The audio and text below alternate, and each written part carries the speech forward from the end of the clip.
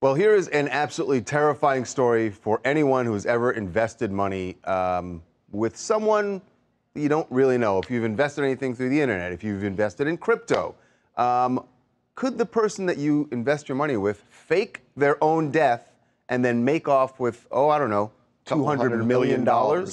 Yeah. That's what people think Jerry Cotton did. And the people who think he did that are the people who invested all their money with him. Jerry Cotton, supposedly, the story is, he passed away in December of 2018. I think 30 years old, something like that. Very young, that he was actually honeymooning in India and died from complications of Crohn's.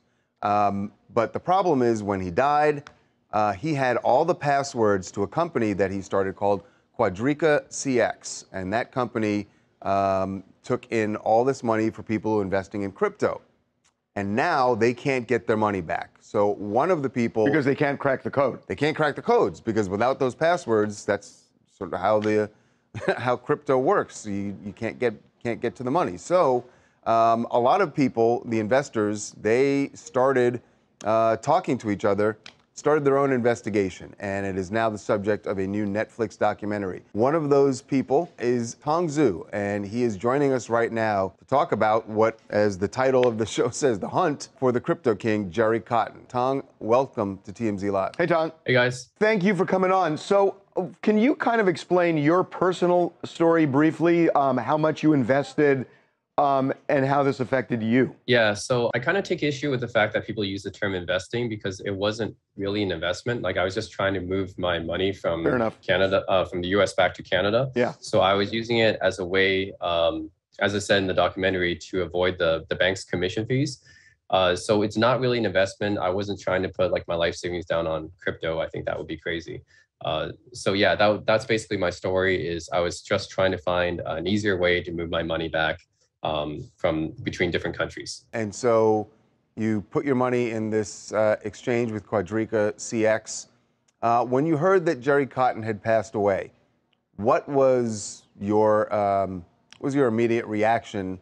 And were you already, when he passed away, were you already trying to get your money out of the exchange? So here's the thing. I don't think they mentioned this too much in the documentary, but there was actually a lawsuit going on with Quadriga with CIBC, and this is a real thing. You can look it up.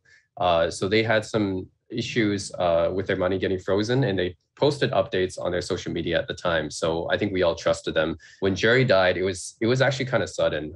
So none of us knew anything. Like, I didn't check who Jerry was exactly, because we don't always check the CEOs of the companies we do business with. And it was a shock. And once that happened, we immediately on that day, we couldn't withdraw our crypto. It was basically panic mode for everyone at the time. So there have been theories, there was no autopsy. He was very young. The circumstances surrounding the death were weird. You think he's dead, or you think he could be faking this? I personally am 80% sure that he's dead. The reason why is because I think it's a very weird time to fake his death, because if he faked his death, wouldn't it be better to fake it when cryptocurrency prices were high, like back in late 2017? Why would he do it right when it was at the bottom? A lot of people are calling crypto the wild, wild west because there aren't nearly as many regulations as conventional money. You have $400,000 on the line here that you don't have access to anymore, at least for now. Does this shake your confidence in crypto? Are you off crypto? How do you feel about it now? I'm approaching it very cautiously now, but I think definitely there's been better precautions taken, I think, since that time. I think it was really the wild, wild west back then. I think now there's some pretty reputable exchanges now in the US, at least. There's Coinbase, BitREX, Gemini. I've used them all, and I've never had any issues with them. It's just the ones in Canada at the time were very, very shady. And I mean, most of the crypto exchanges in Canada at the time were shady. But now I think it's getting better to the point where, we've had so many of these incidents happen where there's crypto exchange scams. I think now people are getting a lot more cautious, and then the companies therefore have to step it up, trying to convince consumers, hey, we're legit. We're not going to take your money. Yeah. Wow. This is a cautionary tale, to say the least. Documentary sounds really interesting. Yeah, very popular on Netflix right now. Obviously, you participated in the documentary. Is it painful to see it now? And when you see the documentary, does it make you think, how did I ever trust this guy?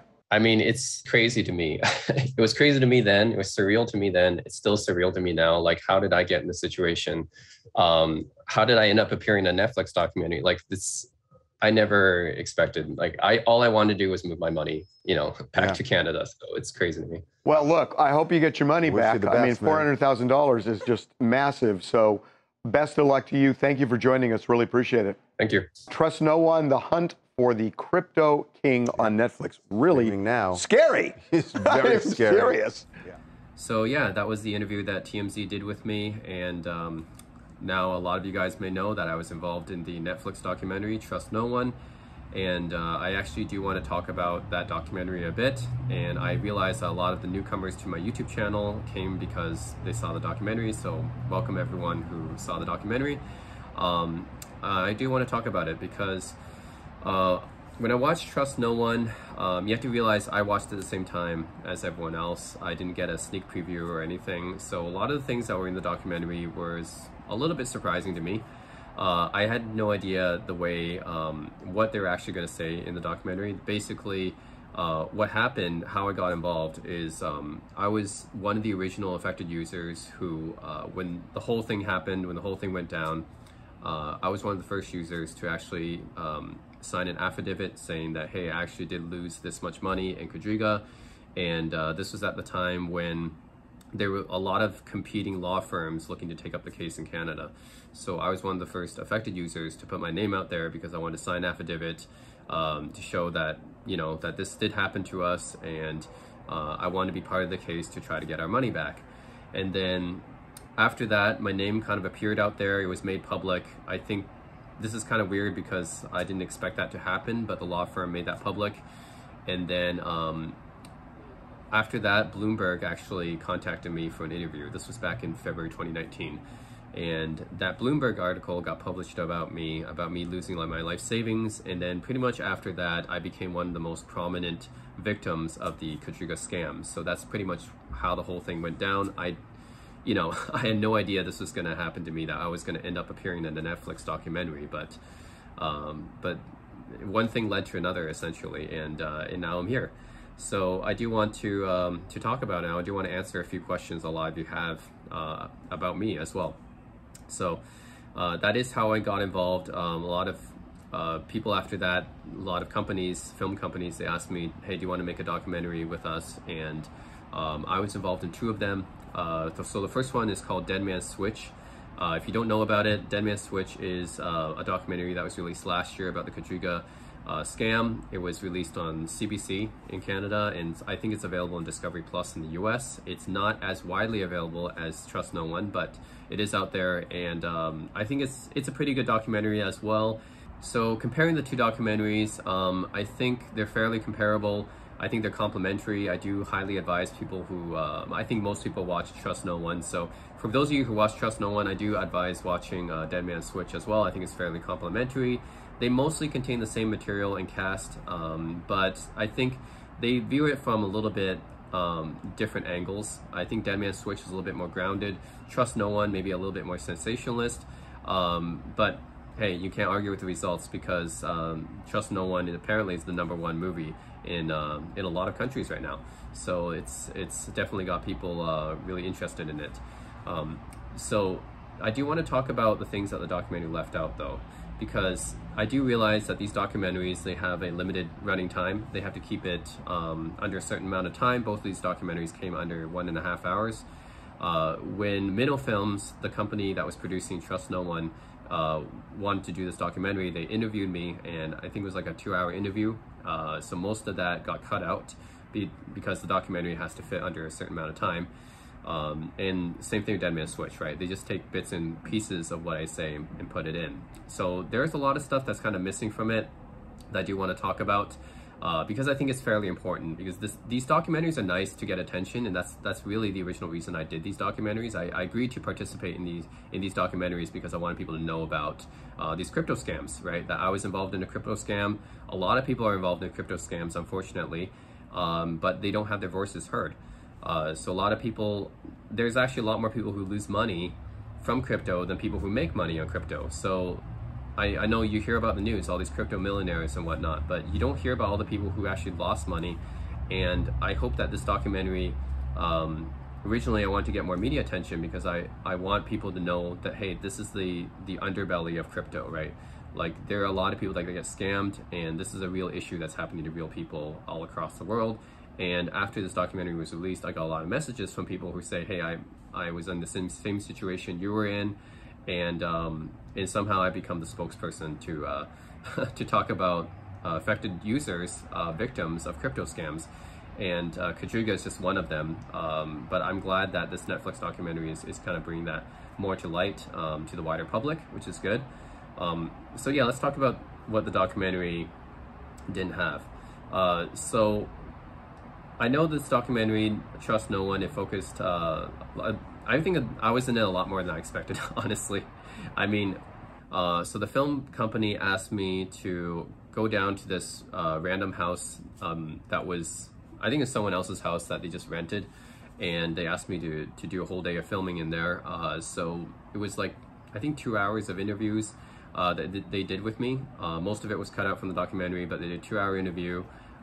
They just used bits and pieces of it, and they shot some B-roll after that, which is, they shot that footage of me like on my MacBook, typing on my computer. What I didn't know actually was when I was typing on my computer, in the film, they put like the shot of Jennifer Robertson's picture in there. And I actually never looked at her picture, right? This is something they put in the film, in the production.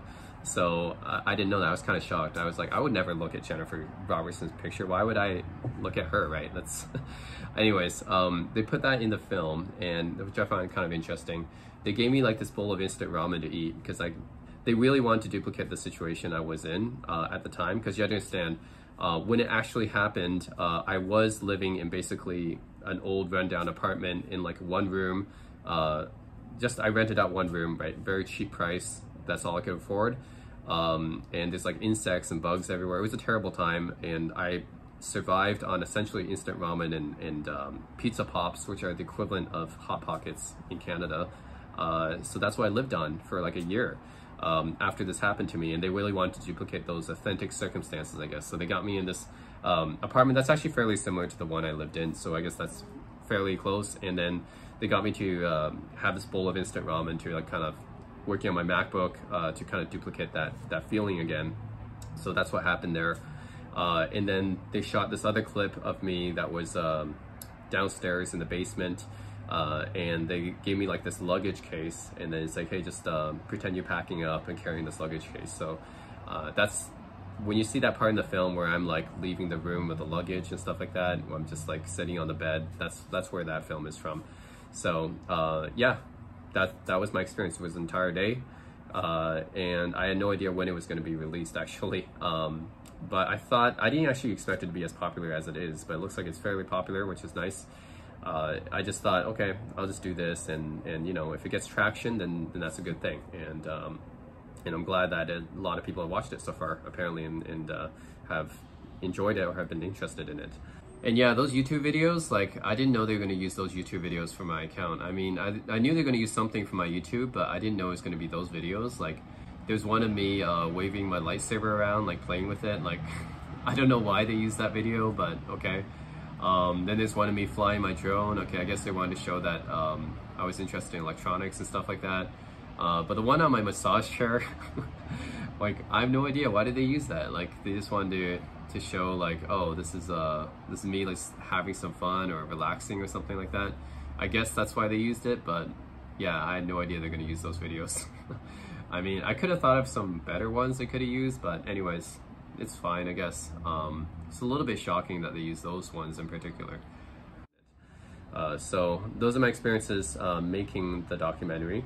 Now about the things that they left out. So they kind of left out the fact that when I transferred my money to Quadriga, there was a 10% premium on Quadriga, but I already knew about that. Like, I already knew why it was there, because the people at Quadriga at the time said that this is because of the CIBC lawsuit. So CIBC is a big Canadian bank, and they froze Quadriga's assets at the time because they thought there was something weird going on with the payment processor they were using. And at the time, I think the Quadriga folks, they had a pretty good explanation for this, and it is an actual documented lawsuit case. So They had it all up on social media. They were out giving updates like every day. So it was believable at the time. So a lot of us got sucked in because we believed what they were saying on social media. They're saying, oh, we have the CIBC lawsuit. Don't worry, we didn't do anything fishy or anything like that. This is, you know, it's just something that shouldn't have happened and it'll get resolved in our favor. And it did end up getting resolved in their favor. So it was, there was nothing that I thought that was too shady about it at the time.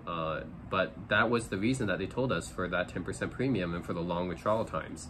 It's because of that CIBC lawsuit. So I thought, okay, they said that in the updates, they were going to get that resolved by the end of December 2018. And at the time, this was, I was putting my money in there around like fall of 2018. So I thought, okay, I'll just wait like a month, maybe 2 months max. And then the slow withdrawal time thing will get resolved. The CIBC lawsuit will get resolved and finally get my money with a 10% premium.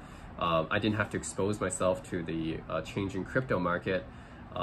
Because, you know, I just transferred my money over, I sold it into Canadian dollars, but I get this 10% premium without risking myself to the market. So I thought I was being clever, and I just had to wait like a month or two to get that. But unfortunately, it turned out to be, the whole thing turned out to be a scam.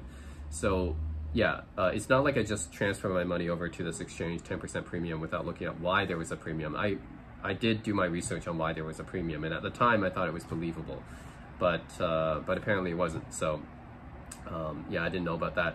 So it wasn't until actually mid-January that the Jerry Cotton's death got announced. Then I was like, oh shit, like this is something really weird's going on here. It's way more than just a CIBC lawsuit going on.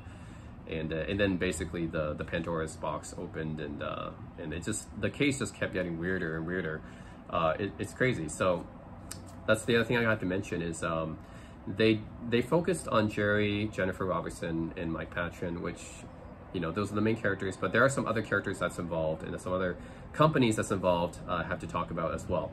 So originally the name Quadriga, quad means 4, right?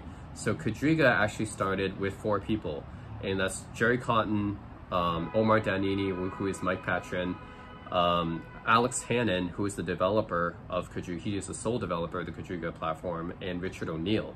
And all these guys are scammers. So we already know Jerry's a scammer since he was young, right? You see that in documentary. He's been scamming people since he was a kid. We know Mike Patron's a scammer. He's still scamming people now, by the way. So there's evidence that Mike Patron is still out there scamming people right now. Apparently he was this guy called 0x Sifu or something like that. Anyways, he's still running scams, which is crazy because like he's been running scams for decades essentially, and he still has never been caught. And he's proud of this too. That's why he posts pictures of himself, like, you know, all these exotic locations and stuff. He's basically just bragging about the fact that he hasn't been caught yet. And, you know, that's just sad. The fact that us victims, we still haven't got a penny back from the lawsuit yet. And then guys like Mike Patron are still running wild, scamming people, and they're allowed to roam free. So that's really sad. So yeah, Mike Patron is still out there at large. And Alex Hannon, who's the sole developer of Quadriga, like he's been involved in these scams as well. And unfortunately, the documentary didn't talk too much about him, but he's just as guilty as the rest. I think he should be investigated as well. He was the only one, actually, along with Jerry, he's probably the only other one that knows the accounts and account balances of everyone.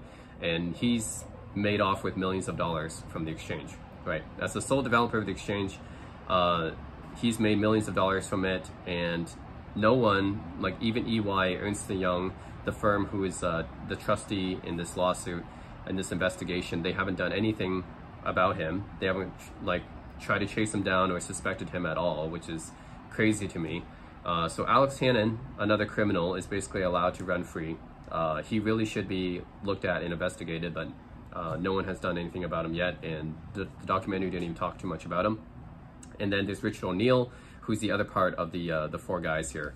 And he's another scammer who is now like hiding, I think he's hiding out somewhere in South America or something like that. So it's crazy. So you got 4 guys here, Jerry Cotton, Mike Patron, Alex Hannon, and Richard O'Neill together, who formed the 4, the quad of Quadriga. They formed these 4 people are all scammers. And so far, Jerry Cotton supposedly is dead. Right, I use dead in quotes. And then Mike Patron is still at large, Alex Hannon still at large, Richard O'Neill still at large. The other 3 are still at large. They've never people haven't investigated them, haven't caught them yet. So that's the other thing I want to talk about. The documentary kind of just skimmed over this, but the law enforcement has been really disappointing. So it's not just about Jerry's scamming us, okay? That was one thing. The other thing is I was really disappointed with how the Canadian law system didn't protect us. Like, they just didn't care about us. And that's just sad, right? It's like, we give money to the government, we pay taxes. I know there's no regulation in the crypto market, but they should do something about this, right? The RCMP, we contacted them so many times. They said they would exhume Jerry's body and stuff. They haven't acted on it yet, haven't given us any updates. It's been 3 years, nothing. So the law system here is ridiculous. They don't care about us at all. So really, we have to take matters into our own hands. I also have to talk about the CRA, which is the Canadian Revenue Agency. That's the tax agency of Canada, equivalent to the IRS in the US. They did not investigate Jerry and Jen. Like, Jerry and Jen, basically, they evaded taxes for years. They didn't report their taxes back when Quadriga was running.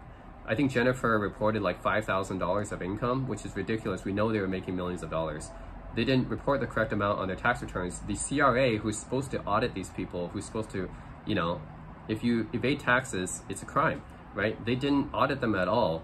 If they had audited them, we wouldn't have been in this situation in the first place. Like, if they actually examined Jerry's and Jen's income, then we wouldn't have been in this mess. Quadriga wouldn't have been allowed to run, right? So I have to blame the CRA as well. I have to say the Canadian Revenue Agency is a part of this, right? Because it's their fault. They neglected, they did not audit Jerry and Jen properly. So, you know, this shouldn't have happened.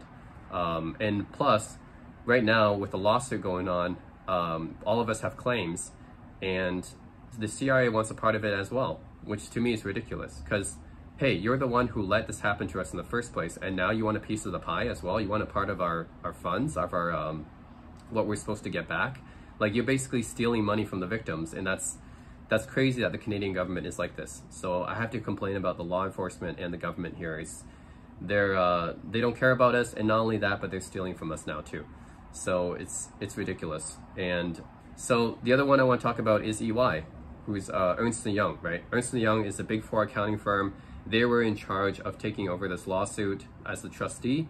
They haven't given us any updates in 2 years, and it's been 3 years since they took over the case. And then Miller Thompson, who is supposed to be our representative law firm, like, no updates in 2 years. And the lawyers have just been taking our money since. Like, what the heck, right? What are they doing? It's been 2 years and there's no updates. The lawyers just keep stealing our money and sucking it. Like, that to me is like, when someone said, oh, lawyers are basically legally scamming people. That's what their profession is. They're legally scamming people. Now I kind of understand it, because you haven't given us any updates for 2 years, no investigations, nothing, and you keep taking our money away from the pool of whatever we get back, which is already not much, right? So you're taking our money from us, and what are you giving back? Nothing, no updates or anything. And I also have to mention about EY's incompetence too, because this is another part that the documentary didn't really mention and skimmed over, is the fact that Ernst & Young, while they were in charge of taking over the investigation and the bankruptcy case, 103 Bitcoin was lost on their watch as they were taking over. So how did that happen? It's just in the first monitor report that was released back in February 2019, they said, oh, it's like in a little, like a few sentences, they said, oh, and by the way, 103 Bitcoin was lost and sent to the cold wallet. And I was like, wait a minute. You can't just skim over that. That's 103 Bitcoin. That's like millions of dollars that you just lost, right? You're just going to skim over that? And then they said, no, it's not our fault. It happened while it was like the Quadriga platform was being transferred over to us. And I was like, no, you guys have to take care of this, okay? Like, part of this is on you guys. You're supposed to know how that happened, right? And how did it happen? They didn't really explain. They just said, oh, there was some threshold that was raised, and then that threshold was met, and then this amount of Bitcoin that was sent into the cold wallet, which is irretrievable. You know, as people know, Jerry's keys are lost. No one can access that cold wallet. Somehow 103 Bitcoin out of victims' funds were sent to that cold wallet, and which is now lost. And I was like, no, this is incompetence, right? You guys should know exactly what happened. So who is in charge of doing this, of raising that threshold? Something must have happened, right? that Bitcoin doesn't just send itself. So that's what I mean. Like, Alex Hannon was the sole developer of the Quadriga platform. So obviously, I think he must have something to do with this. And EY did not question him at all. And then EY just took this case over and said, oh yeah, by the way, 103 Bitcoin are gone. And yeah, that's not our fault. And I was like, no, man, this is incompetence, right? You really should talk more about this. And the court has done nothing about this either. And we tried to raise it to the court, but nothing happened. So I think this should have been mentioned in the documentary too, that EY lost a huge portion of our victims' funds, essentially. Right when the day they took over, they lost a huge amount of funds. 103 Bitcoin gone. It's locked in a wallet now. So that's crazy. And the fact that EY did not blame Jennifer for anything. So we have to talk about Jennifer and Jerry Cotton's death, because this is another thing that you know, most people ask me. It's like, hey, do you actually believe Jerry Cotton's dead? Well, for me, I know there's no like 100% certainty here. No one really knows what happened, but I am more on the side of Jennifer Robertson had a lot more to do with it than Jerry actually killing himself. Because the main reasoning I have is, if Jerry Cotton wanted to kill himself, why do it at the end of 2018, right? His timing is a little bit weird to me. If you're gonna do it, if you're gonna fake your death, you should do it when crypto is high, right? So that you can run off with more money. So if anything, he should have faked his death at the end of 2017 when the crypto bubble was there. Why fake your death at the end of 2018 when there was a crypto bust, right? When Bitcoin prices were low. So that timing was really weird to me. I mean, the cold wallets had already been empty since April 2018. So maybe it's essentially turned into a Ponzi scheme after April 2018, because Taylor Monahan and many others did the chain analysis, determined that the cold wallets have been empty since that time. So that means it was basically a Ponzi scheme. So my funds were basically used to help cash out other people's withdrawals since April 2018, and it basically lasted until December when Jerry died. And then the thing I don't understand though is yeah, why did he choose to? I don't know why did he choose to fake his death at the end of December 2018 then? The timing is a little bit weird to me. Yeah, maybe he thought the Ponzi scheme was not going to last long, but then here's the thing. Another thing they didn't mention in the documentary though is the chat logs. So the head of QCX support, Aaron Matthews, actually released a portion of the chat logs he had with Jerry before he died. So in that chat log, Jerry was telling him that he was going to revamp the website, he was going to hire developers, make a mobile version of the website. So this is all from chat logs that were private, right? So why would he do that? Like, why would he hire more developers for a website that he knew wasn't going to exist if he faked his death, right? If it was an exit scam, then why would you do that? So that to me is why I don't really, that's why I do believe that Jerry's dead. I'm more in the line of Jennifer had something to do with it, because all the stuff that I know, right, that was not in the documentary, makes me believe, yeah, it's more suspicious on the part of Jennifer. Because, yeah, Jerry actually said a lot of things to Aaron Matthews that indicated that he wanted to continue running the company. There's actually nothing in it that had any sort of, when I read the entire chat log, there's nothing in it that said, oh, this guy was going to kill him, was going to fake his death or whatever. And I mean, he said that Aaron Matthews was going to take over as the next CEO and everything, but there's nothing saying that, oh, you know, I'm going to completely step away from the company or something like that. So that's why I don't especially suspect Jerry. But Jennifer Robertson, let me give you guys my reasons on why I suspect her more, okay? So other than stuff that's already mentioned in the documentary, so yeah, she had, Jerry Cotton's will was written up 2 weeks before he died. All of the assets and all the money were going to Jennifer Robertson in the will. So she would, basically Jennifer, his widow, would inherit everything. She's had multiple name changes, way more than normal. Her ex-husband had a mysterious death. Other than all that, there's also way more stuff too. It's the stuff they didn't talk about too much, but Jennifer Robertson at Jerry's funeral was actually, she was like dancing at his funeral. She was at a hotel and she was really happy and she was dancing. That's what reports said, right? So that's extremely suspicious behavior on Jennifer. And she spent 33 days liquidating her assets before the announcement of Quadriga going bankrupt. So when Quadriga went bankrupt, they had to freeze Jennifer's assets, right? She spent as much time as possible trying to liquidate as many assets as possible, which is a very guilty thing to do, right? So you know that your assets are going to be seized or frozen. You're going to sell as much of it, convert as much of it to cash as possible before that happens. So that's very suspicious. Spent 33 days doing that. There was a safe box that was in Jen and Jerry's house. So I think this was in their house in Nova Scotia. I think Aaron Matthews and Alex Hannon, before they got to Jen's house, they saw a safe there, and after Jen went there, the safe was gone. So I think there might have been something in that safe that Jen took, because the next time I think they checked Jen and Jerry's house, the safe wasn't there anymore. So I think there must be something in that safe, right? And I actually don't believe the fact that Jerry would travel with Jen across all these different countries, and you can see that on their Instagram. They're traveling all of these different countries, and Jerry never told her about any kind of secret key, any kind of dead man switch, any type of backup key for his wallet. So yeah, it's unbelievable to me that Jennifer would not know something about Jerry's wallet, because they spent so much time together traveling. And by the way, they posted a lot of pictures of cash just lying around Jennifer's house. Like it was everywhere. They just posted like stacks of cash everywhere around Jennifer's house. So Jennifer must have been in on it, right? And it just seems unbelievable to me that Jerry would not tell her anything about that cold wallet. So yeah, I mean, there must have been dead man switch or something.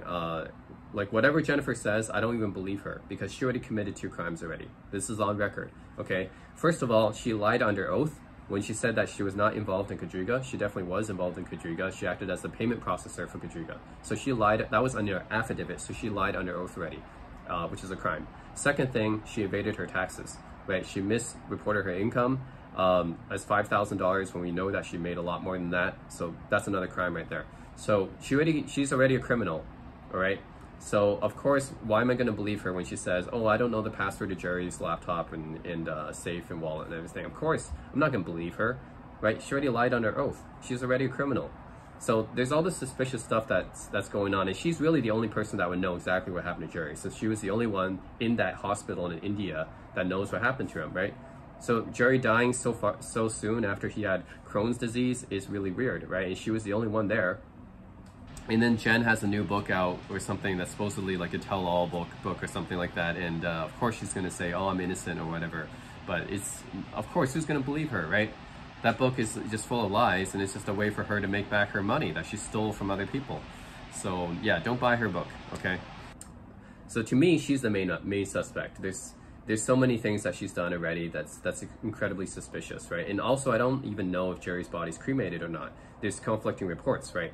So if Jerry's body's cremated, then why even exhume the body? There's no body to exhume, right? So is Jerry's body there or not, right? If his body's there, then we can exhume it. If it's cremated, then we can't exhume it. So there's a lot of conflicting reports about that too. So there's still a lot of things I don't know about that I'm still looking for answers for. But I'm telling you guys, this is stuff that wasn't explained very well in the documentaries, that I'm telling you guys now. Some extra information, maybe that will just telling you guys, maybe that'll help out some of you guys who are looking into the details of this investigation. I think some of the stuff should have been mentioned more, like the CRA was basically very incompetent. EY, Ernst & Young, was very incompetent. RCMP is very incompetent. So there's the government and law agencies, they're all very incompetent. Jennifer had a lot more to do with it than you think. There's all these other guys that were involved, like Alex Hannon, Richard O'Neill.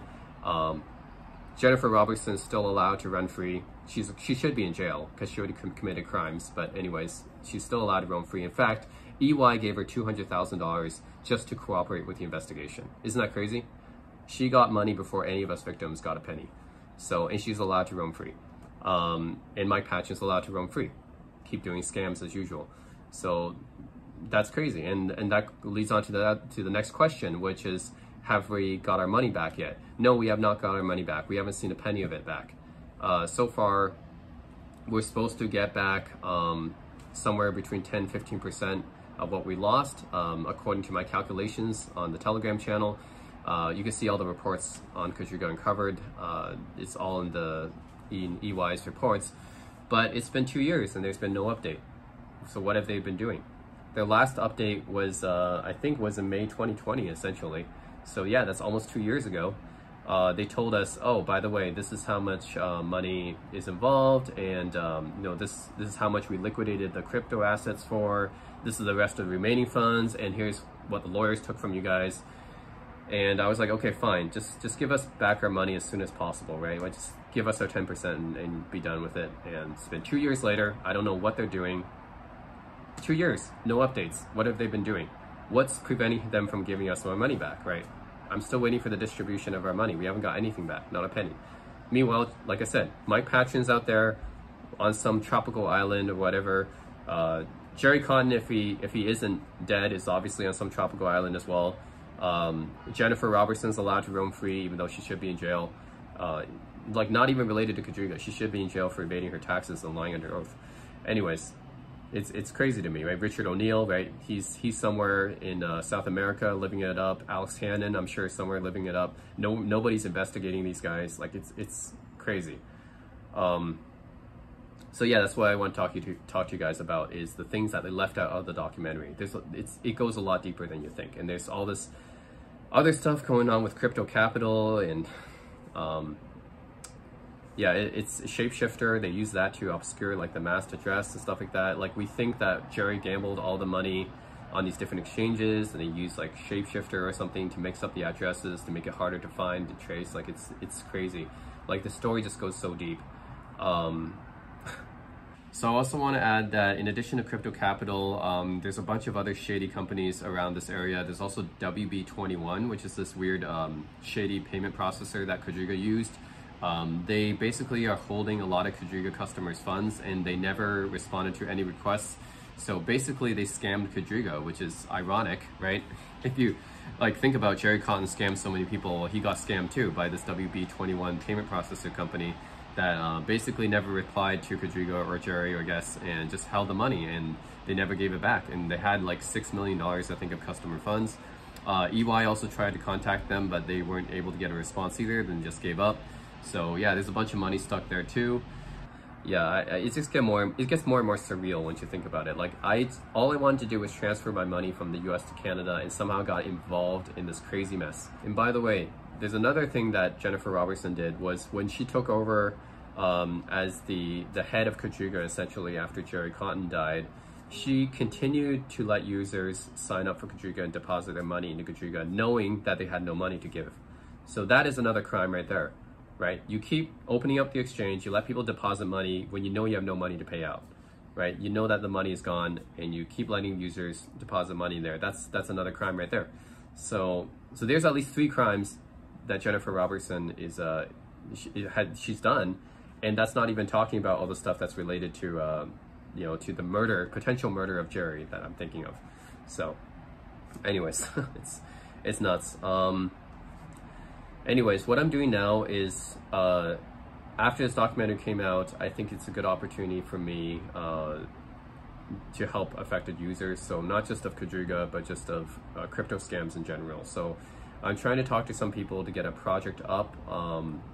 There's a few that's out there. I actually did an AMA with the founder of this coin called Crypto King Inu. I know it seems like this kind of scammy, like, meme coin and stuff, but it's not. It's just meant to gain some hype and traction so that we can use this coin to help affected users get their money back. So this documentary, which, by the way, Netflix, the producers of this documentary, I never got any money from this, okay? This was all on my own time, and I didn't get paid for this at all. This is just myself volunteering my life story to help others, really, to get media attention for this. So yeah, there's been no funds or anything set up for affected users that lost their money. And the Canadian government, obviously, like I said, doesn't care about us. So EY doesn't care about us. I mean, it's been 2 years, and they haven't given us one update so far. Miller Thompson doesn't care about us, no updates. Even the Representative Council hasn't done anything. So there's no updates from the lawsuit side. And the Canadian government, RCMP, not doing anything, right? So obviously we have to do something to take things into our own hands. So that's what I'm doing here. I'm trying to set up an initiative, either in exchange or using a coin that will help affected users get their money back. So people are essentially gonna buy this coin to donate to us, like, as a charity, right? So that's what I'm thinking. to do. The hard part really is to think about long term. After helping QuadrigaCX affected users out, we're going to try to help out other users of affected scams as well. So we're going to try that, and then we're going to try to figure out a way to determine who's actually a real affected user, because there could be people lying and say that, oh, I was a QuadrigaCX victim when they really weren't. So I think there's a database that EY actually set up that we can use, and then we'll probably ask them for proof that you're an affected user. But that's what I'm thinking of right now, is thinking of an initiative to use the media attention garnered by the Netflix documentary to try to make this into a really positive thing, to get people, to help people get their money back. Because obviously, yeah, lawsuit isn't going to get any people's money back. It's been 2 years, no updates. Even if we do get money back, it's like 10%, so it's nowhere close to making us whole. And the Canadian government doesn't care, right? RCMP, FBI, they haven't done anything yet. So all these like criminals are still allowed to roam free. So yeah, that's what I'm thinking. There's also another option that I have talked about with some other people, but it's unlikely. But back in 2017, late 2017, I think, QuadrigaCX actually got a lot of Ethereum stuck and lost in a contract. So essentially they had 67,000 Ethereum that was lost. And it was some contract issue or something, they messed it up, and they lost a whole bunch of money from that.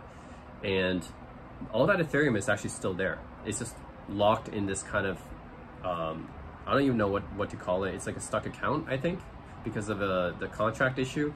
So there's no way to get it back right now, except there is an EIP, which is a Ethereum issue that was opened back in 2016 called EIP 156 by Vitalik Buterin, who's the creator of Ethereum.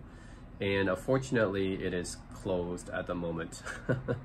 So yeah, there's a lot of people that would benefit from this EIP. Basically, the implementation of it would allow people who got their Ethereum stuck in a contract or stuck in a weird state in an account, they would basically unlock it for people. So this EIP would basically make all the Quadriga victims and a lot of other victims whole. But unfortunately, I don't think that this EIP is going to be implemented. So it got closed this February, actually. So it looks like the issue got closed. No activity on this issue, so that's not going to be an option anymore. But anyways, I was thinking about that a few years ago, because there was this issue, this Ethereum issue that Quadriga had, that 67,000 Ethereum at today's prices would definitely be enough to cover everyone's losses. But I don't think that's going to happen. Vitalik Buterin, if you're out there, please reconsider reopening this issue, okay, and having a discussion. But this is going to be different than that hard DAO fork, right, that they had that created Ethereum Classic, because this is not going to create that fork actually. So it's just creating another ERC20 token essentially. So I don't know, that's probably not going to happen. But anyways, I'm thinking about a project to help victims help get their money back. So that's what I'm thinking now. And yeah, I think that's what's going to be next for me. And another question some people ask me is, how do I deal with the loss? So you have to realize, when this happened, it was crazy. In 2018, like, it was probably the worst year of my life, because stupidly, like I said, I was greedy, I was selfish and impatient, but I took out 3 loans. I put into crypto, but it's right before the crypto crashed. So then, in order to make up for that loss, I had to sell my apartment, and I lost that money from Quadriga. So it was like it was crazy. It was a huge insult on top of injury thing, right? When everything just kind of, bad luck and everything just kind of piled up on me at once in that 1 year. And then after that happened to me, the whole year I was like extremely depressed. Yeah, I was, a lot of my relationships were souring at the time. I was undergoing depression, so I was taking antidepressants. And then in 2019 is when I really found out, the beginning of 2019, I heard that Jerry Khan's dead. We can't transfer our money out. It's going to be Mt. Gox all over again. And then the bankruptcy happened, right, with Quadriga. So that's when I knew we weren't going to get our money back. And yeah, that's, at that time, like, I quit my job. at the end of 2018 because I thought that I was going to have a nest egg. I thought I was going to transfer my money back to Canada, invest in some real estate, and be able to have some spare money. But instead, all I had to live on was I left myself $10,000. I left myself $10,000 after I transferred the rest of it back to Canada, which I was lost through Quadriga. But that $10,000 I left myself as just kind of like spare money. That's all I had to live on for basically, yeah, the next 6 months, which is crazy. I never expected that. I'm glad I left myself some money, but that's still never expected that. So I sold my apartment. I didn't have any place to live, so I had to find an apartment in Vancouver. Turned out to be this really small apartment. Like I said, it's one room infested with like bugs and stuff. Every day was like eating instant ramen and Hot Pockets, basically. The landlord is basically an asshole. He installed like security cameras in the kitchen and stuff to watch us. Like that's insane. And then he scammed me of my money again.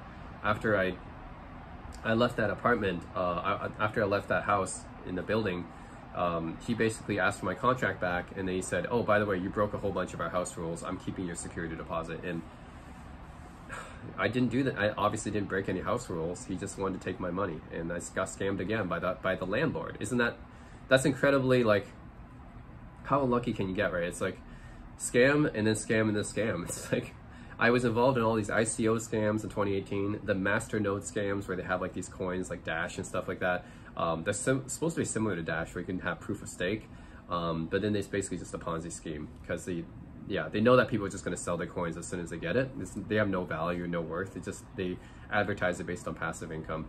So yeah, ICO scams, masternode scams, which are basically Ponzi schemes, and then losing my money from Quadriga, and then crypto crash, and then my landlord, the guy I looked for an apartment when I first came to Vancouver because I had no money. Even he took my money, like my security deposit, after I left. Like that's crazy. He said, "Oh, by the way, I'm taking your money because you broke all these house rules." Like, no, I didn't break any house rules. Well, you can't prove it because I have your contract now. Okay, well, I should have probably complained to something. There's got to be some like rental board or something like that, some kind of agency in Vancouver or BC I can complain to you about that. But anyways, that was 2 years ago, and yeah, that's what happened to me, and I had to look for a new job. And that entire year, 2019, I was just saving up. I was just living like dirt, and I was like trying to save up my money back again. So my Burnaby apartment, what I have now, is basically from what I saved up back in 2019, and then now I'm just went to a cheaper apartment here in well, this is not actually cheaper. It's a little bit more expensive, but not too much. It's going to be cheaper than the apartment in Vancouver anyways. But anyways, renting this place, and that's where I lived for the past 2 years. And I think what's even worse is I realized during that time, I could have easily gone to a much darker place if not for my friends and family. So I really thank my friends and family for helping me out during that time, because I think that's the most important thing, is you have people beside you to help you out during those dark times. And thankfully I had my friends and my family to help me out, and I realized that the value of money, that life isn't about money, it's really about the time that you cherish with people, right? It's about your experiences in life, cherishing your time, and spending it with people that care about you. I think that's the most important thing, the lesson I learned from this, right? Don't be greedy, don't be impatient, don't be selfish, but really cherish your time with other people. And I think that's an important lesson I learned during that time. And I really got to think positive, right? I just had to think positively, like, hey, I'm relatively okay. I can still make that money back. As long as I have the capability to make it back, that will give me a positive push. I don't live in North Korea. I don't live in a third world country. I don't have a crippling disease. Like, at least I'm not like that, right? I'm just got to think positive on the positive aspects of my life. And that's how I keep myself going forward. It's like, yeah, okay, at one time I had 60 Bitcoin. I don't want to look at the Bitcoin prices, by the way. Last year, Bitcoin went up, to 60,000 and stuff like that. But I try not to think about how much money I could have had. That's just a very depressing way of thinking. So I don't think about that. I had $500,000, 60 Bitcoin, whatever. Just, I'm gonna think positively about what I do have, not what I don't have. So So I think that's really kept me going throughout 2019. I went back to Korea, which really helped. At that time, this is right before COVID, and this really helped me out. I met my Korean friends. Just to be back in Korea, like, reminded me of all the fun times I spent there when I lived there. Like, that really helped lighten my mood. Then going on a trip with my family at the end of the year, that really helped. And yeah, I think that's all before COVID. And then after COVID took over, the 2 years during COVID, 2020, 2021, that was also really depressing for me because I had no one. I literally like moved to Vancouver in 2019. Didn't know many people here. All the friends I made kind of went back to different countries. I think after COVID happened, most of them went back. So I didn't really have many friends here. I only had like 2 friends here, basically. 2 or 3 friends here, that was it. And then after the lockdown happened, that's when I really got depressed because I really didn't have many friends here. I didn't have time to make friends here because of all the stuff that was happening to me. And yeah, during the COVID times was really tough too.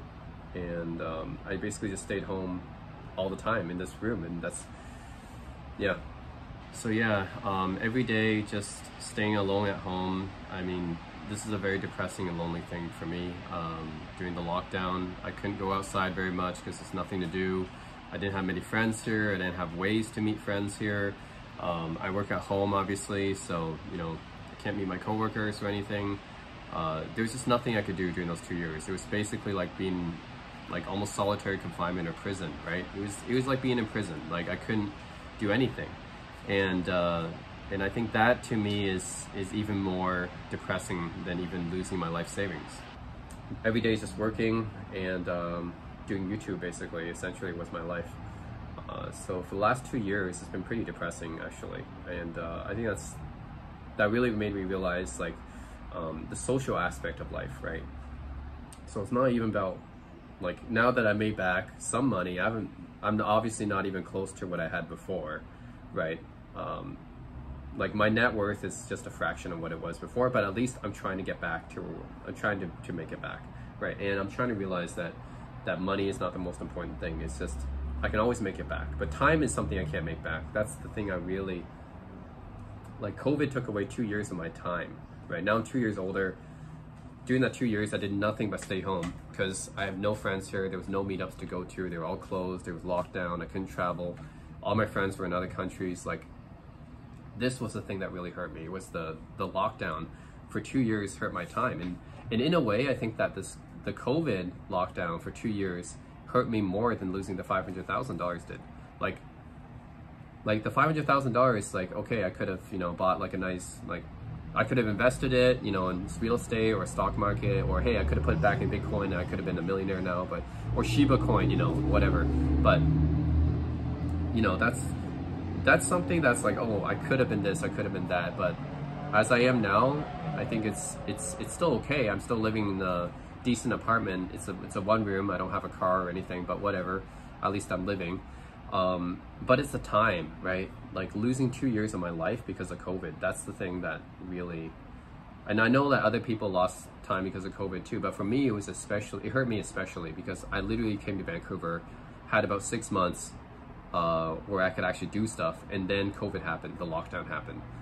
So this time that it took away from me is not, time is not like measurable. It's youth too.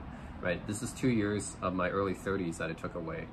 So that's 2 years of my youth that it took away, and that's something I cannot get back. I can always make money back, right? Even if I have to start over again, I have to rebuild my life from that $10,000 I saved myself. I can still rebuild that, but my time, I can't rebuild that back. I can't.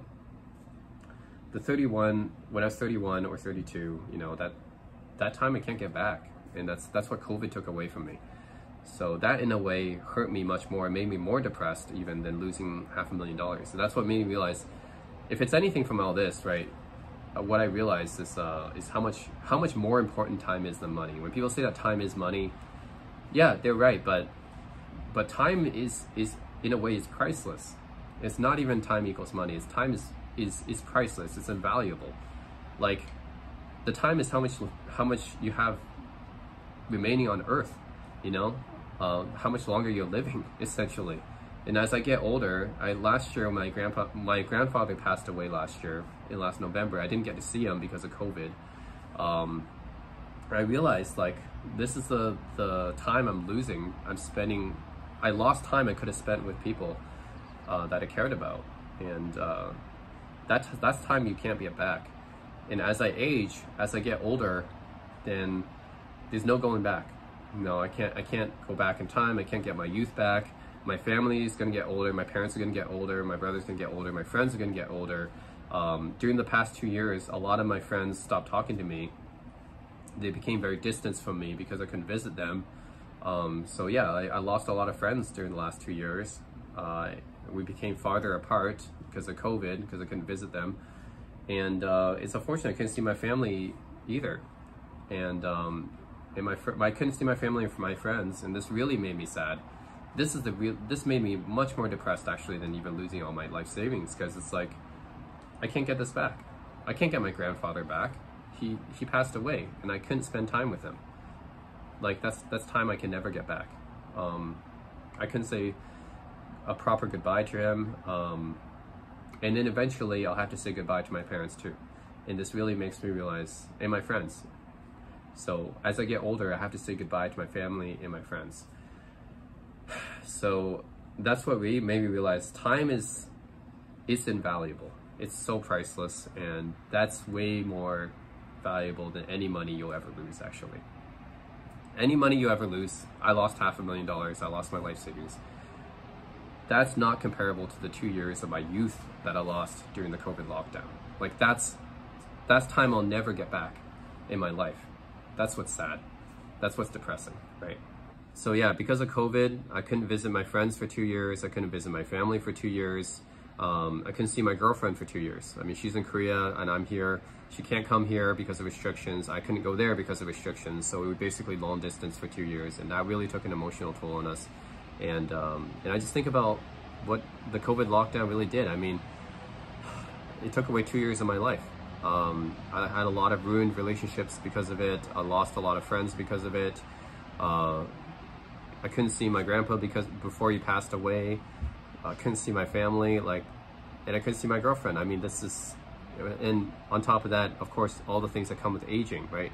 So 2 years older, losing more of my hair, everything, like, that's the thing that really, I think,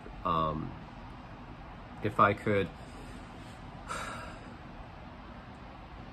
that's the thing I think that affected me the most, is actually, the COVID lockdown affected me, I think, possibly even more than losing my money did. I mean, it's crazy.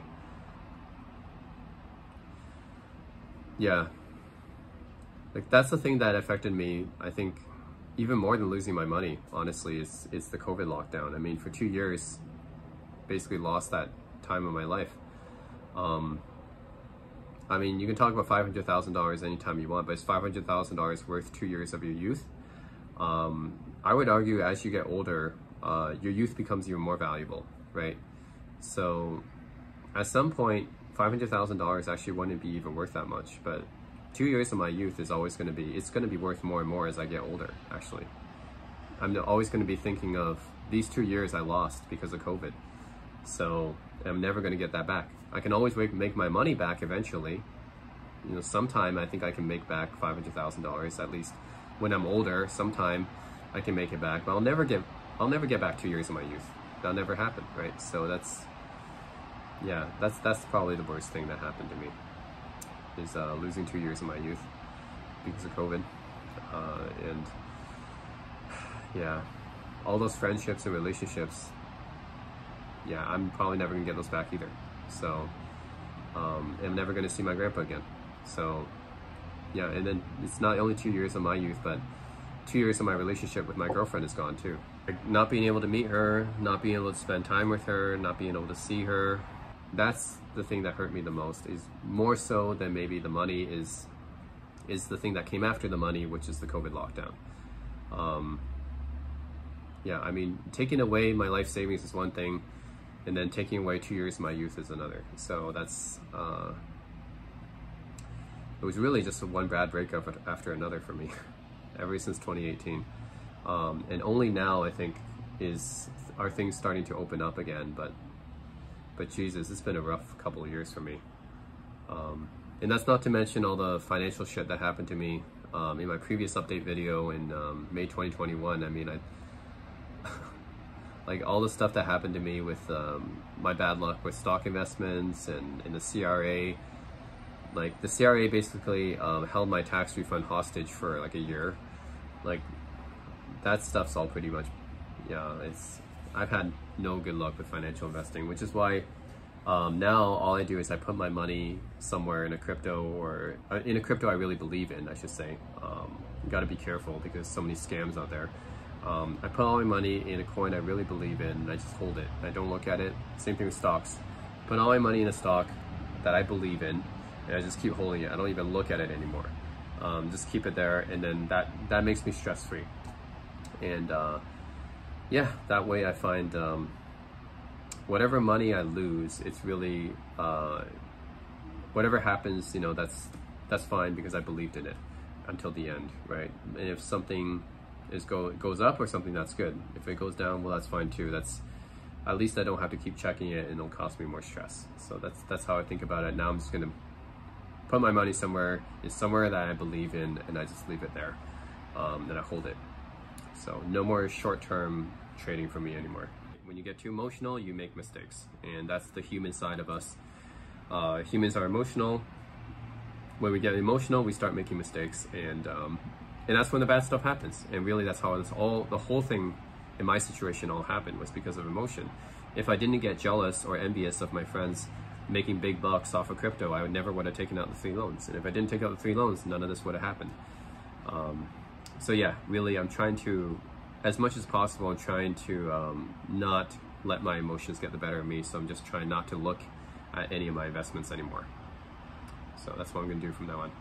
So anyways, I know this kind of went a little bit off topic, but anyways, I just want to make an update because I just wanted to talk a bit more about what they didn't talk about in the Netflix documentary, what they left out, because I realized they had to keep it under the running time, 1.5 hours, because, you know, if you make it too long, people are not going to be interested in watching it. So they had to cut a lot of stuff out. So this is stuff I want to talk about that wasn't in the documentary, or glossed over in the documentary, and just give a little bit more background and detail on that, and also talk about my personal situation and what's next for Quadriga users. And let me know if you guys have any ideas or suggestions, or if you guys are interested in contributing to the project. Yeah, I think this documentary did a really good job of getting people interested in what's happening out there in crypto. Like, there's crypto scams going on all the time, so hopefully this got a lot more publicity and gets exposure for that. A lot of people hurting because they lost money from scams, so I'm glad this documentary shed some light on those people.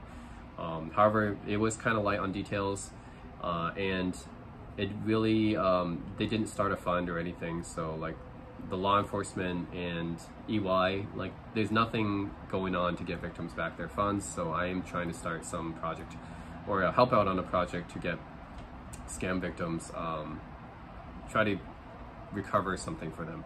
So yeah, let me know if you guys have any ideas on that, or if you want to contribute. But anyways, I think I'll be promoting this Crypto King Inu coin, which is just a temporary name for now. It's just to get the hype and stuff. It's a trend because, you know, everything Shiba Inu is going up like crazy. But yeah, like essentially what this coin is going to do is it's a charity token to try to get people back their funds, and people can help out, right, by using this token. I don't know if maybe there's a better idea. There's also another exchange called the Quadriga Initiative, which is actually, that's not the name of the exchange, but that's the initiative that's happening. That's also, I'm going to try to see what's going to happen with that. But essentially, we'll be creating a new crypto exchange, and part of the commission costs will be used to pay back the victims of Quadriga. So that's another idea that's been floating out there too. So yeah, that's it, guys. Let me know what you think in the comment section, and as always, thanks for watching.